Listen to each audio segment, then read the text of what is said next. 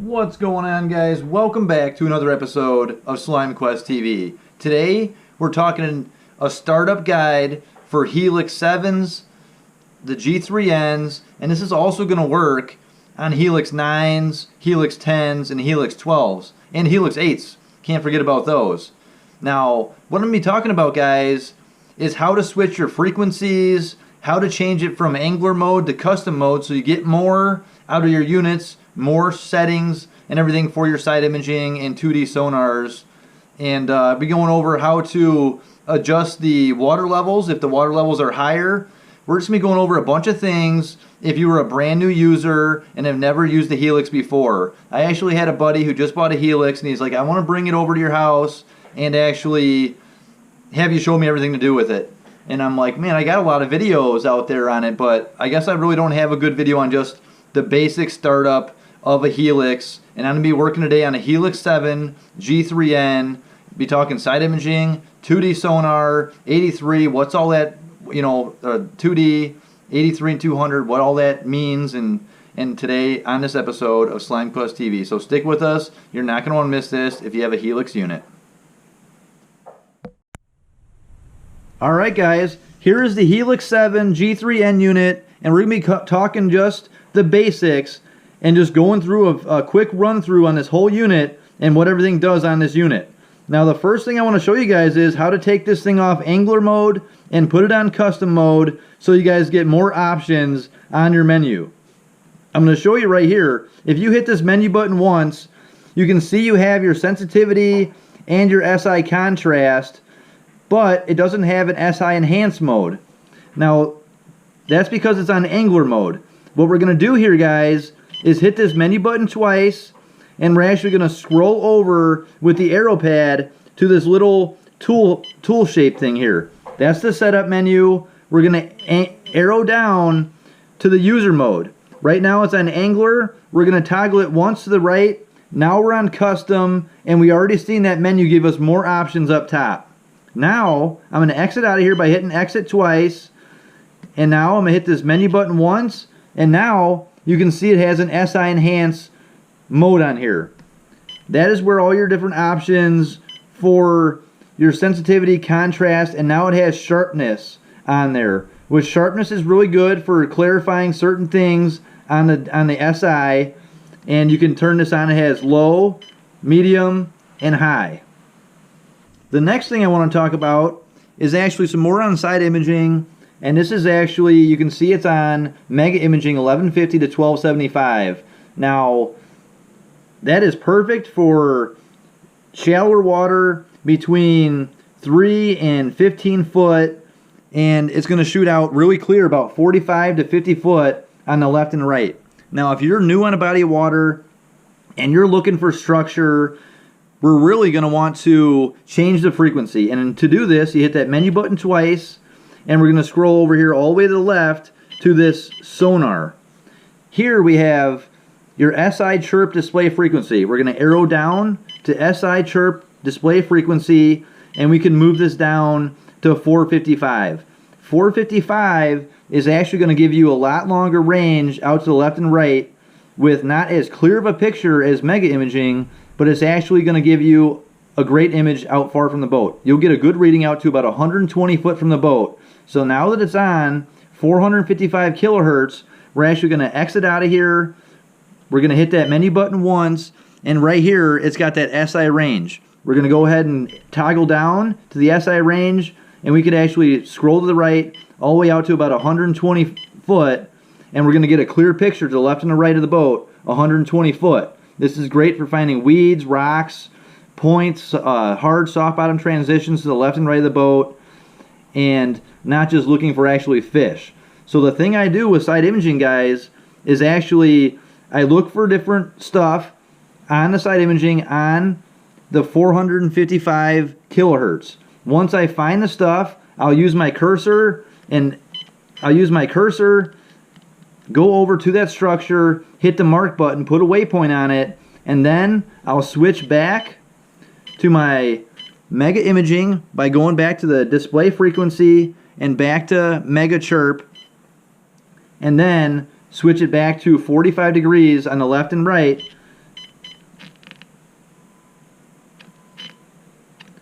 just like that, and then I can scroll over that waypoint and actually see if there's fish on it or whatever with the actual mega imaging at the 1250 megahertz. Now a lot of guys are actually wondering what the 800 kilohertz side imaging is for. And the only reason I use the 800 kilohertz side imaging is when I'm on extremely soft bottom. The mega imaging does not get a great, read back when it's a really soft silt bottom. So when I'm looking for fish in a soft bottom area, I switch that to an 800 kilohertz side imaging display, and it's going to be a lot brighter of a screen, and you're going to be able to see those shadows a lot nicer. Alright guys, the next thing I want to talk about is 2D sonar and the different frequencies for 2D. And now there's two different settings, and you're looking at an 83 kilohertz and a 200 kilohertz settings. On this Helix 7 G3N, it actually has high frequency and medium frequency. Now, the medium frequency, the 83 kilohertz, is actually going to give you a very wide cone. It's going to give you a cone, about a 60-degree cone. So you're going to be shooting down from the bottom of that transducer very wide. That's great for finding bait and just finding bug hatches and seeing fish relatively far around the bottom of your boat. Now, if you're actually looking to see your jig and to actually watch fish coming up on your jig, or if you're in a very deep water and you're jigging very far down and you're trying to find your jig, you're going to want it on high frequency, which is about 200 kilohertz, and that's actually going to give you a 20-degree cone, so you're going to get less clutter on the screen, and you're going to actually be able to see your jig and fish reacting to your jig much more. So that's kind of the roundabout way of talking about the 2D sonar. The next thing I want to talk about is actually your down imaging. And down imaging is great for finding bait, just like your 2D is, but you're actually going to get a clearer picture of logs and trees underneath the boat, and it's really just like the side imaging. If you're in very deep water, you're not going to want it on the mega setting, which is the 1200 megahertz. You're actually going to want to switch this down, and you do this the same way by hitting that menu button twice and going to your 2D chirp display frequency and drop that down to either 455 or 800. If you're fishing in about 50 or 60 feet of water, you're going to want this at 455. If you're fishing about 25 feet of water, you're going to want to switch this to 800 kilohertz to get the best image on your 2D. Now, if you're fishing anything 15 foot and less, you're always going to want to use Mega Chirp. It's going to give you the best image on your 2D, and that is exactly what it's for. Shallow water, and it just gives you a great image on your mega imaging. Now, there's also a couple of things as well when you're using 2D and your down imaging. Is we got two things here. We got the surface clutter. If there's a lot of surface clutter and there's a lot of boats running around, we could actually take this surface clutter and we could actually drop this down, and we're going to get less clutter on the top of the screen, and it's actually going to get a better image down below that because it's not shooting through all that turbulence from all the boat props and stuff up on the top of the water. Now, when you're on 2D and you actually are near a lot of turbulence, you're fishing near a dam, there's a switch fire mode, which actually a lot of times you're going to have it on max. Now, if you're fishing in that turbulated water near a dam, you could actually switch this to clear mode, and it's going to do the same thing like this surface clutter. It's going to clear up the screen and not show so much turbulence and bubbles in the water, so you guys get a clearer picture. Alright guys, the next thing I want to talk about on this Helix 7 is a little bit about your GPS and your Navionics chips, and say the water level, if you're on a reservoir and the water level is actually came up 3 feet in the last couple days and your map chip is off. What we're going to do here is hit this menu button twice to get to our advanced menu here, and we're actually going to scroll over to the HB chart. This is actually going to have your water level offset right here. So if you guys run into this situation, you can come down here and actually, if it came up 3 feet, you could add 3 feet. You could adjust this down 3 feet, if it went down 3 feet. So your mapping and your 1 foot contours stay on with your map. The next thing I want to talk about in here, guys, is if you have your map chip in, or even if you're just running your Humminbird base map, which is a pretty good map system, they have a shallow water highlight.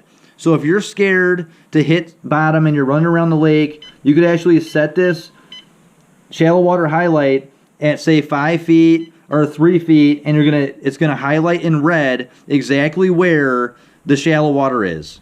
The next thing I want to talk about is actually a depth highlight.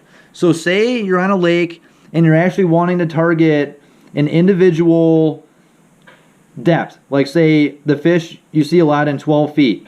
We can highlight a certain depth by going on to this depth highlight. It comes on off, but we could actually adjust this to the right, and we could go up to 12 feet, and it's going to highlight in green the whole 12-foot contour of the lake. And then you're just going to show your boat on there, and you're going to actually be able to stay on that 12-foot contour very easy because you can see yourself in that green. It's something really cool. The next thing I want to talk about is just your auto chart live. And to turn this on, all you do is when you're on auto chart, hit the arrow over, and then you're going to arrow over again. Just like that, guys. And that's all there is to it. Then your recording's on. Make sure when you're done recording, you actually turn this recording back off, just so it saves the information to your hard drive. The unit itself is actually going to come with 8 hours of record time. If you want to record more, you could actually purchase the Zero Lines card, and it'll go right in this little map chip slot right over here on the left hand side of this Helix 7 G3N. And if you guys want to know more about AutoChart Live, I have multiple videos on AutoChart Live and all the settings and how to make your maps that much better on AutoChart Live. So go ahead and check those videos out if you want to know more about the AutoChart Live. Alright guys, I hope this helped for you guys who have just bought a Helix and you just want to know a little bit getting around on the unit. And I'll be making more advanced videos on this, but I wanted to keep it simple for those guys, just not to boggle their mind and where they get lost. I want to make it simple, just go over some of the changing the frequencies, why you want to change them, and I hope you guys enjoyed. Stay tuned for more episodes, guys. Please subscribe. I got a lot more videos coming up. We're doing videos every week, guys, so you're not going to want to miss any of those. Please subscribe, and we're going to talk to you next time. Please like the video, share, and love you guys. I'll see you guys on the next one.